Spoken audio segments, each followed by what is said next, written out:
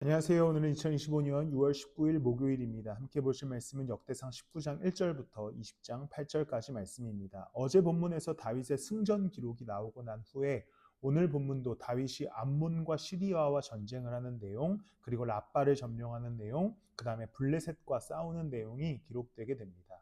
그런데 이 본문에서 전쟁이 시작되는 계기들을 보면 먼저 암몬과 시리아인데요. 암몬의 왕이었던 나하스가 사망합니다. 그리고 그의 아들이었던 한운이라고 하는 사람이 왕위에 오르게 돼요. 그런데 다윗은 사실 나하스와 관계가 좋았습니다. 그래서 나하스가 사망했다는 소식을 듣자 다윗이 그를 위로하기 위해 암몬에게 전령을 보내게 됩니다. 그런데 한운이라고 하는 이 아들은 다윗의 의도를 제대로 파악하지 못하고 그가 우리를 정탐하러 왔다라고 생각해서 다윗의 전령을 굉장히 모욕을 준 다음에 이 성경을 읽어보시면 되게 재밌는데요. 내쫓게 됩니다. 결국 그로 인하여서 암몬과 다윗의 전쟁이 시작되고 암몬이 시리아에게 동맹을 요청해서 두 나라가 이스라엘을 대항하게 됩니다. 그런데 결국에 패배하는 것이지요. 왜냐하면 다윗이 하나님이 지키는 나라였기 때문입니다. 그리고 뒤에 보면 블레셋 거인과 싸우는 전쟁의 이야기 속에서도 어떤 장면이 나오냐면 7절에 보면 20장 7절에 보면요. 그가 이스라엘을 조롱함으로 다윗의 형 시므아의 아들 요나단이 그를 쳐 죽였다.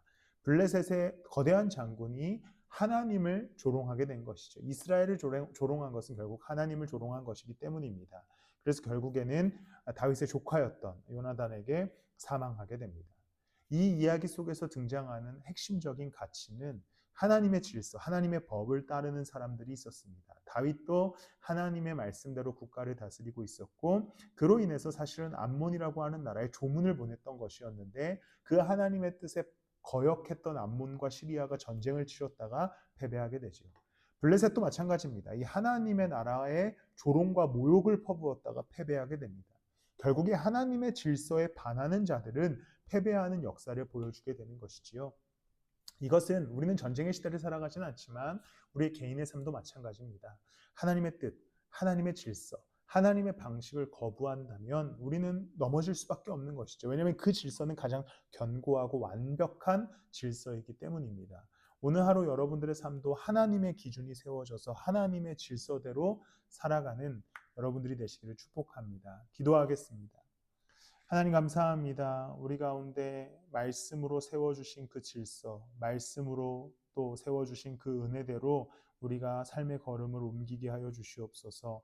주님, 내 뜻과 내 생각대로 하나님의 반하는 생각 선택하지 않게 하시고 오직 아버지의 그 방식대로 살아가는 우리가 되게 해주세요. 감사하며 예수님 이름으로 기도드렸습니다.